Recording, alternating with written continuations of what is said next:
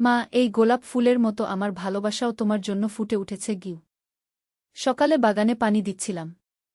গোলাপ গাছে নতুন কুড়ি এসেছে। একটা লাল গোলাপ সবেমাত্র ফুটেছে। ছেলে অফিস যাওয়ার আগে বাগানে এল। মা, দেখো কি সুন্দর গোলাপ। হ্যাঁ, আজ সকালেই ফুটেছে গু। সে ফুলটা ছিঁড়ে আমার দিকে বাড়িয়ে দিল। এটা তোমার জন্য উ। আমি হাসতে হাসতে নিলাম। ধন্যবাদ উ। কিন্তু মা, এই ফুল দেওয়ার পেছনে একটা উদ্দেশ্য আছে গি। কি উদ্দেশ্য? ছেলে আমার কাছে এসে দাঁড়াল। এই গোলাপের মতোই আমার হৃদয়ে তোমার জন্য ভালোবাসা ফুটেছে। গত কয়েক মাস ধরে এই অনুভূতি আমার মনে কুড়ির মতো বেড়ে উঠছিল। আজ সকালে এই ফুল দেখে বুঝলাম আমার ভালোবাসাও পূর্ণতা পেয়েছে গি। পানির পাত্র আমার হাত থেকে ছিটকে পড়ল। তুই কি বলছিস? আমি বলছি আমি তোমাকে ভালোবাসি, শুধু ছেলের ভালোবাসা নয়, একজন পুরুষের ভালোবাসা। আমি তোমাকে বিয়ে করতে চাই উ। গোলাপের কাঁটা আমার হাতে বিঁধল। কিন্তু সেই ব্যথার চেয়ে ছেলের কথার ব্যথা বেশি অনুভব করলাম। এই বাগানে যেমন নানা রঙের ফুল ফোটে, তেমনি আমাদের জীবনেও নতুন রঙের ভালোবাসা ফুটুক মা গু। তুই কি পাগল? হ্যাঁ মা, তোমার ভালোবাসায় আমি পাগল। এই গোলাপের মতো আমার প্রেম সুগন্ধ ছড়াক তোমার জীবনে কি। বাগানের মাটি আমার পায়ের নিচে নরম লাগছিল, কিন্তু মনটা শক্ত হয়ে গেল। এই গল্পটি সম্পূর্ণ শুনলে আপনাদের পানি অটোমেটিক বের হয়ে যাবে, সো যত দ্রুত সম্ভব হাতের কাছে টিস্যু নিয়ে বসে পড়ো। বিছানার চাদর যেন নষ্ট না হয় সেটা সম্পূর্ণ খেয়াল রাখার অনুরোধ জানিয়ে গল্পটি এখন শুরু করব। তার আগে সর্বশেষ অনুরোধ, দয়া করে এমন পানি বের করার গল্প নিয়মিত শুনতে আমাদের চ্যানেলটি সকলেই সাবস্ক্রাইব করুন। ধন্যবাদ। হ্যালো বন্ধুরা, আমার নাম মাধুরী সেন। আমার বয়স 40 বছর। আমার স্বামীর নাম তপন সেন, বয়স 43 বছর। আমাদের 2 সন্তান, তন্ময় আর স্মিতা। তন্ময় 21 বছর বয়সী, ভার্সিটিতে পড়ে। স্মিতা 14 বছর বয়সী, হাই স্কুলে যায়। কিন্তু এই মুহূর্তে আমি যা বলতে যাচ্ছি তা শুনে আপনারা অবাক হয়ে যাবেন। কারণ আজ থেকে 3 মাস আগের ঘটনা আমার জীবনে এক অদ্ভুত রহস্যের জন্ম দিয়েছে। সেদিন সকালে তন্ময় যখন আমাকে গোলাপ ফুল দিয়ে সেই কথাগুলো বলেছিল, আমি ভেবেছিলাম ছেলেটার মাথা খারাপ হয়ে গেছে। কিন্তু তারপর যা ঘটল তা আমার কল্পনাকেও হার মানা। মা, তুমি কি জানো এই গোলাপ ফুলের আসল রহস্য? তন্ময় হঠাৎ করে বলল। কি রহস্য? আমি অবাক হয়ে জিজ্ঞেস করলাম। তন্ময় আস্তে আস্তে গোলাপের পাপড়িগুলো আলাদা করতে লাগল। 1টা, 2টা, 3টা। আর তারপর পঞ্চম পাপড়িটা আলাদা করতেই ভিতর থেকে একটা ছোট্ট কাগজ বের হয়ে এল। এটা কি? আমি হাত বাড়িয়ে কাগজটা নিলাম। কাগজে ছোট্ট করে লেখা ছিল, যদি তুমি আসল সত্য জানতে চাও, তাহলে বাগানের পুরনো আমগাছের নিচে খোঁজো কো। আমার হাত কাঁপতে লাগল। তন্ময়, এটা তুই লিখেছিস? না মা, আমি এই কাগজের কিছুই জানি না। আমি শুধু জানি যে আজ সকালে ঘুম থেকে উঠে আমার মনে হয়েছে তোমাকে এই গোলাপটা দিতে হবে। আর সেই সাথে যে কথাগুলো বলেছি সেগুলোও আমার মুখ থেকে আপনা আপনি বের হয়েছে গিউ। আমি তন্ময়ের মুখের দিকে তাকালাম। ছেলের চোখে কোনো মিথ্যার ছাপ নেই। তাহলে এই রহস্যটা কি?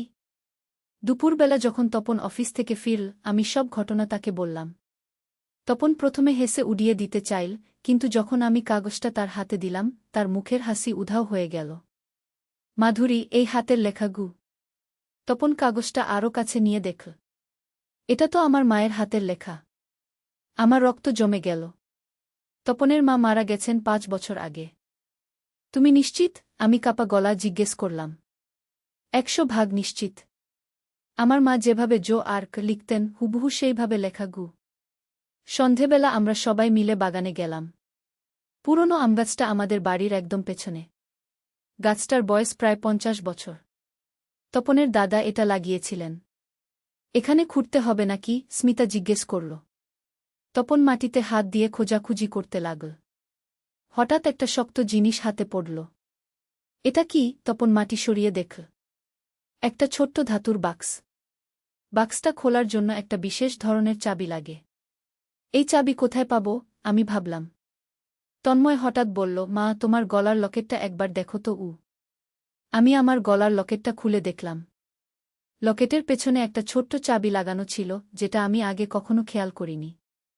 লকেটের চাবি দিয়ে বাক্সটা খুলতেই ভিতর থেকে বের হলো একটা পুরনো ডায়েরি আর কিছু ছবি।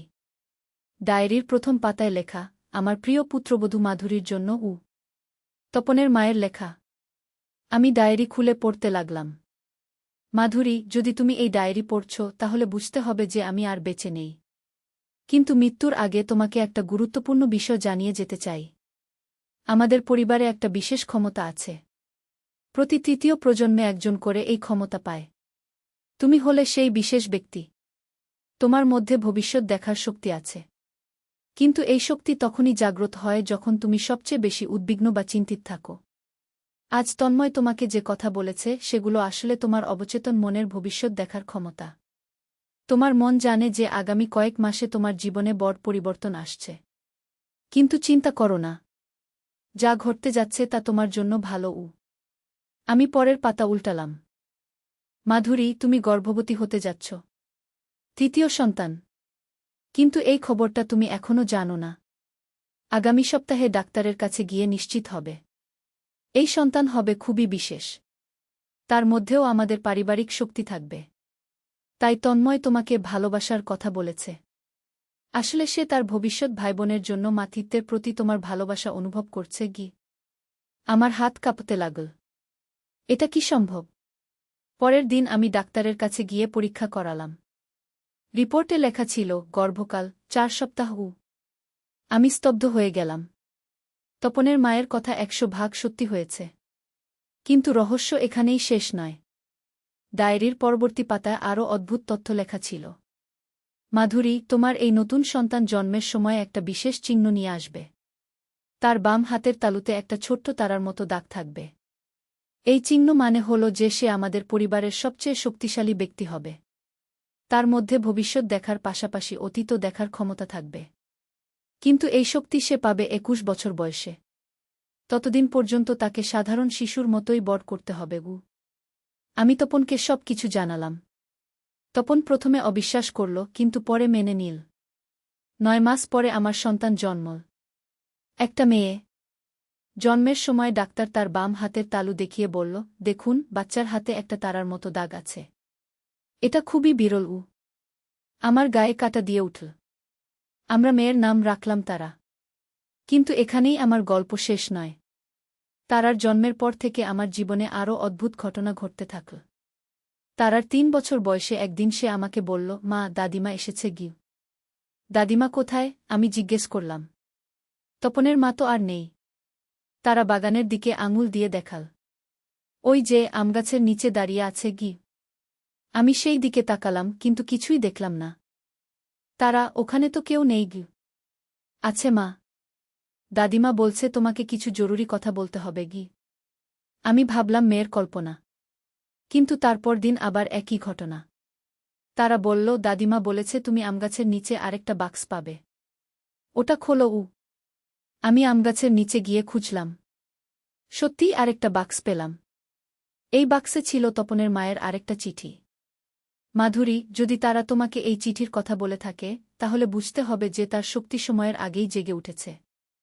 এটা খুবই বিরল। সাধারণত এই শক্তি 21 বছর বয়সে জাগে, কিন্তু তারা ব্যতিক্রম। আমি তারার সাথে যোগাযোগ করতে পারি কারণ সে আমাকে দেখতে পায়। আত্মিক জগতের সাথে তার সংযোগ আছে। কিন্তু তুমি একটা বিষয়ে সাবধান থেকো।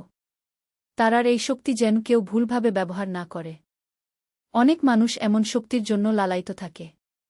তাই তারার এই ক্ষমতার কথা কারো কাছে বলো না। এমনকি তন্ময় আর স্মিতার কাছেও না। আমি চিঠিটা পড়ার পর পুড়িয়ে ফেললাম। তারার 5 বছর বয়সে আরেকটা ঘটনা ঘটল। একদিন সে আমাকে বলল, মা, আগামীকাল বাবার একটা দুর্ঘটনা হবে। কিন্তু চিন্তা করো না, খুব বেশি আঘাত লাগবে না। আমি ভয় পেয়ে গেলাম। কী রকম দুর্ঘটনা? বাবা অফিস থেকে ফেরার সময় একটা গাড়ি এসে ধাক্কা দেবে। কিন্তু বাবা ঠিক সময়ে সরে যাবে, তাই শুধু পায়ে লাগবে। পরের দিন তপন অফিস থেকে ফেরার সময় সত্যিই একটা গাড়ি এসে ধাক্কা দিল। কিন্তু তপন ঠিক সময়ে সরে গেল, তাই শুধু পায়ে হালকা আঘাত লাগল। আমি তারার ক্ষমতায় আরও বিশ্বাস করতে লাগলাম। তারার 7 বছর বয়সে সে আমাকে বলল, মা, আমি অতীতও দেখতে পারি। কিভাবে?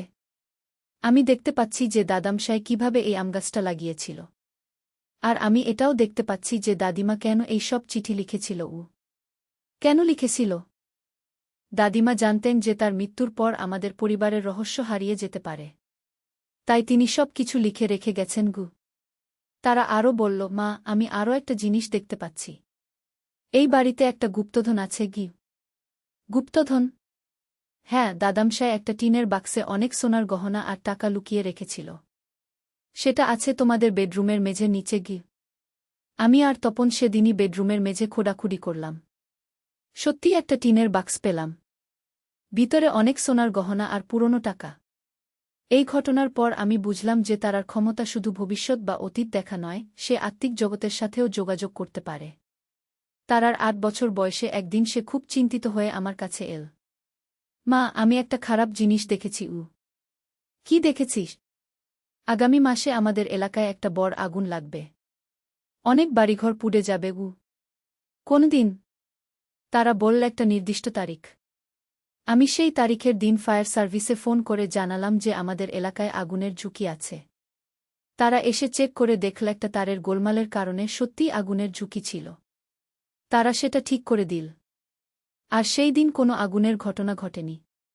তারার ৯ বছর বয়সে সে আমাকে বলল, মা, দাদিমা বলেছে আমার আরেকটা বিশেষ কাজ আছে। কি কাজ? আমি মানুষের হারিয়ে যাওয়া জিনিস খুঁজে দিতে পারি। কিভাবে? আমি শুধু সেই জিনিসের ছবি দেখলেই বলে দিতে পারি সেটা কোথায় আছে গি। কয়েকদিন পরেই এই ক্ষমতার পরীক্ষা হল। আমাদের প্রতিবেশী মিসেস শর্মা এসে বলল তার সোনার কানের দুল হারিয়ে গেছে। তারা তার হাত ধরে বলল, আন্টি, আপনার কানের দুল আছে রান্নাঘরের চুলার নিচে গু। মিসেস শর্মা গিয়ে দেখো সত্যিই দুলটা চুলার নিচে পড়ে আছে। এরপর থেকে এলাকার অনেক মানুষ তাদের হারানো জিনিস খোঁজার জন্য তারার কাছে আসতে লাগল। তারার ১০ বছর বয়সে একদিন সে আমাকে বলল, মা, আমি আর দাদিমাকে দেখতে পাচ্ছি না গি। কেন? দাদিমা বলেছে তার কাজ শেষ। আমি এখন নিজেই সব কিছু সামলাতে পারি। আর কোনো বার্তা দিয়েছে? হ্যাঁ, দাদিমা বলেছে যে আমি যখন ১৮ বছর বয়সে পা দেব, তখন আমার ক্ষমতা আরও বেড়ে যাবে। আর ২১ বছর বয়সে আমি সময় ভ্রমণ করতে পারব। আমার মাথা ঘুরে গেল। সময় ভ্রমণ? হ্যাঁ মা, আমি অতীতে বা ভবিষ্যতে যেতে পারব। কিন্তু শুধু দেখার জন্য, কিছু পরিবর্তন করার জন্য নয় গে। তারার ১১ বছর বয়সে আরেকটা অদ্ভুত ঘটনা ঘটল। একদিন সে স্কুল থেকে ফিরে এসে বলল, মা, আমাদের স্কুলের নতুন শিক্ষিকা মিস রহমানের একটা বড় সমস্যা আছে গিউ। কি সমস্যা? তার বাবা অসুস্থ, কিন্তু তিনি জানেন না। আর তার বাবা আগামী সপ্তাহে হার্ট অ্যাটাকে পড়বেন। কিন্তু যদি আজকেই ডাক্তারের কাছে নিয়ে যায় তাহলে বেঁচে যাবেন গু। আমি দ্বিধায় পড়ে গেলাম। মিস রহমানকে এই কথা বলা উচিত কি না? অবশেষে আমি সিদ্ধান্ত নিলাম। পরের দিন স্কুলে গিয়ে মিস রহমানের সাথে কথা বললাম। মিস রহমান, আপনার বাবার স্বাস্থ্য কেমন? ভালো তো। কেন জিজ্ঞেস করছেন? একবার ডাক্তার দেখিয়ে নিন। আমার মনে হচ্ছে তার চেকআপ দরকার। মিস রহমান প্রথমে আমার কথায় কান দিলেন না। কিন্তু আমি জোর করে বোঝালাম। ৩ দিন পরে মিস রহমান আমার কাছে এসে কাঁদতে কাঁদতে বললেন, আপা, আপনি আমার বাবার জীবন বাঁচিয়েছেন। ডাক্তার বলেছে তার হার্টে ব্লকেজ ছিল। আরও দেরি হলে বিপদ হতো। তার ১২ বছর বয়সে সে আমাকে বলল, মা, আমি এখন মানুষের মনের কথাও শুনতে পারি। কি বলছিস? সত্যি মা। আমি বুঝতে পারি কে কি ভাবছে গি। এটা শুনে আমার ভয় লাগল। এত ক্ষমতা একটা মেয়ের মধ্যে। তারা আরও বলল, মা, চিন্তা করো না। আমি এই ক্ষমতা শুধু ভালো কাজে ব্যবহার করব। দাদিমা আমাকে শিখিয়ে দিয়েছে কিভাবে এগুলো নিয়ন্ত্রণ করতে হয় গে। তারার ১৩ বছর বয়সে একদিন তন্ময় আমার কাছে এসে বলল, মা, তারার মধ্যে কি কোনো বিশেষত্ব আছে? কেন? আমি খেয়াল করেছি যে তারা অনেক কিছু আগে থেকেই জানে। আর সে যা বলে তা সব সত্যি হয়ে যায়।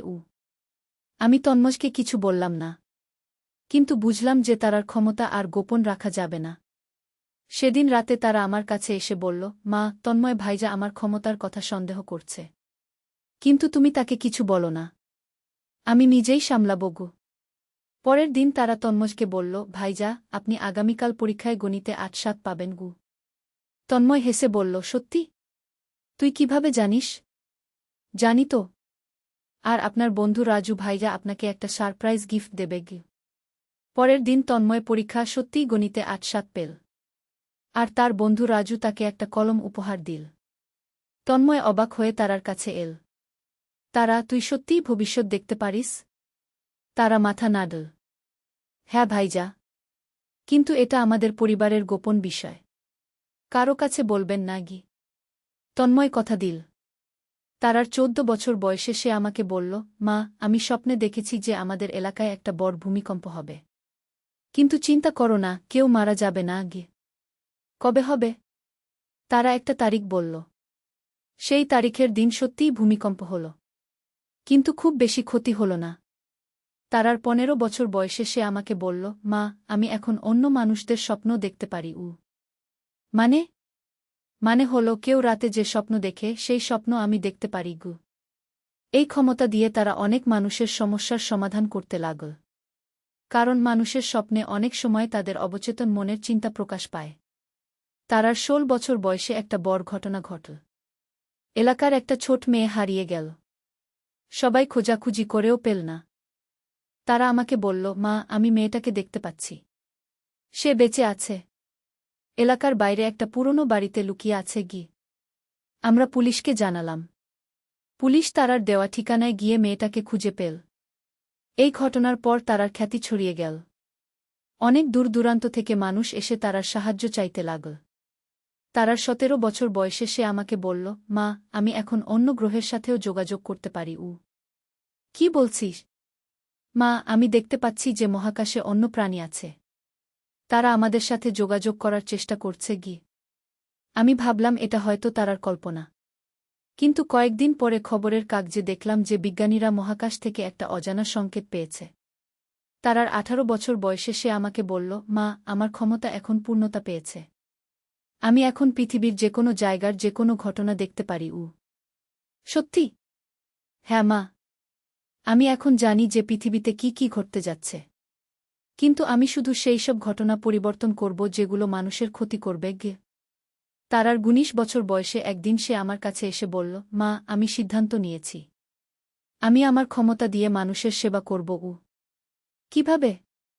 আমি একটা সংস্থা করব যেখানে হারিয়ে যাওয়া মানুষদের খোঁজা হবে, অপরাধীদের ধরা হবে, আর প্রাকৃতিক দুর্যোগের আগাম সতর্কতা দেওয়া হবে গু। তারার 20 বছর বয়সে তার সংস্থা গড়ে উঠল। আশা খু নামে। অনেক মানুষ এখানে কাজ করে। আর আজ তারার 21তম জন্মদিন। আজ সকালে তারা আমার কাছে এসে বলল, মা, আজ আমি সময় ভ্রমণ করব। কোথায় যাবি? আমি অতীতে যাব। দাদিমার সাথে দেখা করব। তার কাছ থেকে আরও কিছু জানার আছে গি। কি জানা? আমার মতো ক্ষমতাসম্পন্ন আরও কেউ আছে কি না পৃথিবীতে। যদি থাকে তাহলে আমরা মিলে আরও বড় কিছু করতে পারব। তারা আমার হাত ধরে বলল, মা, তুমি চিন্তা করো না। আমি ফিরে আসব। আর আমার ক্ষমতা দিয়ে পৃথিবীকে আরও ভালো করার চেষ্টা করব। আর ঠিক এই মুহূর্তে তারা চোখ বন্ধ করে ধ্যানে বসল। তার শরীর থেকে একটা উজ্জ্বল আলো বের হতে লাগল। আমি দেখলাম তারার শরীর ধীরে ধীরে অদৃশ্য হয়ে যাচ্ছে। কয়েক মিনিট পরে সে আবার দৃশ্যমান হল। মা, আমি দাদিমার সাথে দেখা করেছি। তিনি আমাকে একটা গুরুত্বপূর্ণ বিষয় জানিয়েছেন গু। কি বিষয়? পৃথিবীতে আমার মতো আরও 7 জন আছে। তারা বিভিন্ন দেশে আছে। আমাদের সবাইকে একসাথে কাজ করতে হবে। কারণ পৃথিবীতে একটা বড় বিপদ আসছে। কি বিপদ? প্রাকৃতিক দুর্যোগ। কিন্তু আমরা 8 জন মিলে সেই বিপদ ঠেকাতে পারব। তারা আমাকে জড়িয়ে ধরে বলল, মা, আমাকে এখন পৃথিবী ভ্রমণ করতে হবে। বাকি 7 জনকে খুঁজে বের করতে হবে। কতদিন লাগবে? 1 বছর। কিন্তু তুমি চিন্তা করো না। আমি প্রতিদিন তোমার সাথে মানসিকভাবে যোগাযোগ করব। আজ তারা বাড়ি ছেড়ে চলে গেছে। কিন্তু আমি জানি সে ভালো আছে। কারণ মাঝে মাঝেই তার কণ্ঠস্বর শুনতে পাই মনের মধ্যে। আর আজ তন্ময় যে কথাগুলো বলেছিল সেগুলো আসলে ছিল তার অবচেতন মনে তারার জন্য মাতৃত্বের ভালোবাসার প্রকাশ। কারণ তন্ময় জানত যে তারা একদিন বাড়ি ছেড়ে চলে যাবে পৃথিবীর মানুষের সেবা করতে। আর সেই গোলাপ ফুলের মধ্যেও লুকানো ছিল আমাদের পারিবারিক ইতিহাসের সূত্র। এই হল আমার জীবনের সবচেয়ে অদ্ভুত ও রহস্যময় গল্প। যে গল্পের শুরু হয়েছিল একটা গোলাপ ফুল দিয়ে আর শেষ হল একটা অসাধারণ মেয়ের বিশ্বযাত্রা দিয়ে। আর আমি এখনও অপেক্ষা করে আছি তারার ফেরার জন্য। কারণ আমি জানি একদিন সে ফিরে আসবে। আরও বেশি ক্ষমতা নিয়ে, আরও বেশি অভিজ্ঞতা নিয়ে। আর তখন আমাদের পরিবারের এই রহস্যময় গল্পের নতুন অধ্যায় শুরু হবে। কিন্তু সেই গল্প হবে আরেক দিনের জন্য। আজকের মতো এখানেই শেষ।